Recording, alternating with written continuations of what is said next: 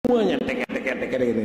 Saya ente ini baru aja. Ini sekarang sudah mulai hilang ini. Iya, sekarang sudah mulai hilang ini. Iya. Jadi dia bilang sekarang sudah mulai hilang. Maksudnya ini tentang polemik nasab, seolah-olah dianggap bahwa sekarang itu isu tentang nasab sudah mulai hilang. Padahal faktanya tidak. Sekarang itu justru malah makin rame. Kita lihat Bang Haji Rhoma Irama saja malah ikut membahas tentang nasabah alawi. Pembahasan tentang nasabah alawi kian lama kian rame. Dan sebagaimana kita lihat, Bang Haji Rhoma Irama juga sudah ikut membahas tentang polemik nasab tersebut. Jadi mungkin sebenarnya selama ini orang di Indonesia atau orang di Nusantara sudah banyak yang curiga, sudah banyak yang ragu-ragu terhadap klan Ba'alawi. Namun karena belum punya dalil, belum punya data, belum punya sesuatu hal yang menguatkan mereka untuk menyuarakan kebenaran ini, akhirnya mereka pilih diam. Tapi sekarang setelah terungkap fakta bahwa berdasar kajian kitab nasab, berdasar sejarah, berdasar DNA, klan Ba'alawi tidak terkonfirmasi tersambung kepada Kanjeng Nabi, akhirnya banyak orang di negeri ini yang ikut menyuarakan kebenaran tersebut, termasuk Bang Haji Rhoma Irama. Dan yang menjadi pertanyaan besar bagi orang di negeri ini adalah bagaimana sih sikapnya Ketua Robitoh Alawiyah, yakni Taufik Assegaf. Jadi dia kan sebagai presidennya Robitoh Alawiyah. Bagaimana tanggapannya atau sikapnya tentang polemik nasab ini? Ini ada sebuah video di TikTok yang beredar luas tentang statement Taufik Assegaf. Kita simak bersama videonya. Semuanya tek gitu. Saya ente ini baru aja. Ini sekarang sudah mulai hilang ini. Iya, sekarang sudah mulai hilang ini. Jadi dia bilang sekarang sudah mulai hilang. Maksudnya ini tentang polemik nasab, seolah-olah dianggap bahwa sekarang itu isu tentang nasab sudah mulai hilang. Padahal faktanya tidak. Sekarang itu justru malah makin rame. Kita lihat Bang Haji Rhoma Irama saja malah ikut membahas tentang nasabah alawi. Ya, kan repot itu ya. Didatangi secara ilmiah kabur, didatangi secara fisik kabur. Maksudnya ngejak debat didatangi ya kabur, ngejak tukaran didatangi kabur, al kaburi semuanya itu. Ya. Jadi ya itulah. Ya memang tidak menyebut kepada tokoh atau seseorang, tapi ini kan arahnya jelas.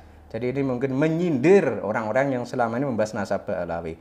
Sehingga di framing bahwa diajak debat kabur, didatangi secara fisik kabur, kemudian ajak tukaran kabur. Ini kan justru dari sini kita malah makin paham bahwa ternyata apa yang terjadi selama ini ya memang atas keterlibatan Taufik Assegaf atau atas keterlibatan Robitoh Alawiyah. Misalnya ada persekusi, misalnya ada debat di Banten. Nah itu kan kalau kita melihat ceramahnya Taufik Assegaf, berarti yang mengadakan debat tersebut juga dari pihak Robitoh Alawiyah. Artinya kalau yang mengadakan pihak Robitoh Alawiyah, ya tidak mungkin dong Robitoh Alawiyah itu akan dikalahkan. Karena kan yang menyelenggarakan acara sana. Jadi kan cuma trik seperti ini kan sudah sering kita lihat di negeri ini. Bagaimana caranya untuk menguasai pertandingan atau bagaimana caranya untuk menguasai suatu keadaan dengan cara ya seperti yang dilakukan oleh pihak Robitoh Alawiyah. Misalnya tentang debat nasab di Banten sehingga di framing bahwa Kiai Imad kabur. Kemudian faktanya Kiai Imad itu tidak kabur waktu debat di Banten. Tapi Kiai Imad itu cuma tidak mau meladeni karena di situ yang didatangkan adalah budak-budaknya Ba'alawi. Jadi pihak Robitoh Alawiyah tidak muncul atau tidak datang. Dan kita masih ingat, begitu Kiai Imad tidak hadir di acara debat Banten kala itu, barulah salah seorang Habib bernama yang siapa itu namanya Al-Atos itu ya, nah itu yang datang. Tapi itu kan datangnya setelah tahu kalau Kiai Imad tidak datang. Kalau tahu Kiai Imad datang, ya tidak mungkin dia akan datang. Jadi yang diajukan cuma Pak Qurtubi, kemudian Wafi, dan lain-lain yang bisa mereka kendalikan. Kita nggak mau ikut campur lah untuk gitu-gitu ya. Ya, nggak perlu ladeni, Nggak perlu lateni. Jadi di framing seolah-olah pembahas nasab itu tidak mau berhadapan langsung dengan mereka atau tidak mau bertemu langsung dengan mereka dengan berbagai cara seperti ini. Dengan debat nasab kabur, dengan didatangi secara fisik kabur, dan lain-lain. Nah, itu adalah sebuah framing yang intinya adalah untuk menyebarluaskan bahwa seolah-olah Ba'alawi masih kuat di negeri ini, seolah-olah Ba'alawi masih menguasai di negeri ini. Padahal faktanya tidaklah demikian. Jadi mereka ini memang seringnya bermain ilustrasi atau bermain retorika atau istilahnya bermain manipulasi. Misalnya ada suatu kejadian di daerah mana. Jadi di situ nanti ditampilkan video seolah-olah banyak orang yang datang, padahal faktanya di lapangan tidak seperti video yang beredar. Jadi itu semacam provokasi agar orang di negeri ini terkesima atau agar orang di negeri ini kembali percaya bahwa Habaib adalah keturunan Kanjeng Nabi.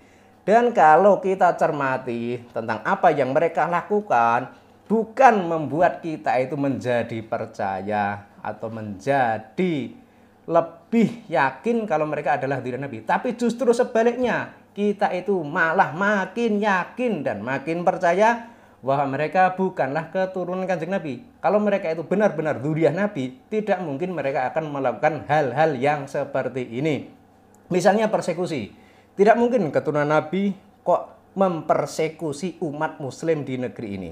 Karena secara logika, orang muslim di negeri ini menjalankan ajaran Islam itu mengikuti Kanjeng Nabi.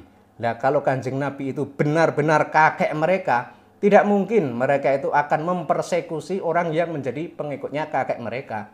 Tapi fakta di lapangan tidak demikian. Kalau kita melihat klan Ba'alawi, begitu ada orang yang berani mengkritik atau menyinggung perasaan klan Ba'alawi, seringnya dilakukan persekusi, dilakukan tekanan agar orang tersebut tidak lagi berani-berani membahas nasab Ba'alawi. Kalau hal itu tidak bisa diterapkan secara maksimal atau tidak berdampak bagi orang yang dituju, ya mungkin dengan cara membuat framing atau menjelek-jelekan tokoh yang dimaksud tersebut. Intinya agar orang di negeri ini tetap percaya kepada klan Ba'alawi. Sebagaimana kita lihat juga bahwa sekarang Bang Haji Rhoma Irama, karena beliau ikut membahas nasab Ba'alawi, beliau juga sering dicaci maki oleh Habib. Padahal dulu Habib tidak pernah mencaci maki Bang Haji Rhoma Irama. Tapi begitu ada podcast yang viral, akhirnya Habib pun mungkin mengambil cara atau mengambil inisiatif untuk ikut menyerang Bang Haji Rhoma Irama agar suara Bang Haji Rhoma Irama ini tidak sampai ke publik. Namun kelihatannya semua itu sia-sia. Karena sekarang kan era digital, era modern. Banyak rakyat yang sudah cerdas, yang sudah paham, sehingga tidak mudah lagi untuk dikibuli, tidak mudah lagi untuk dibohongi dengan doktrin-doktrin kualat, dengan doktrin-doktrin syafaat, karena semua itu hanya trik mereka untuk menguasai negeri ini, untuk menguasai umat muslim di negeri ini.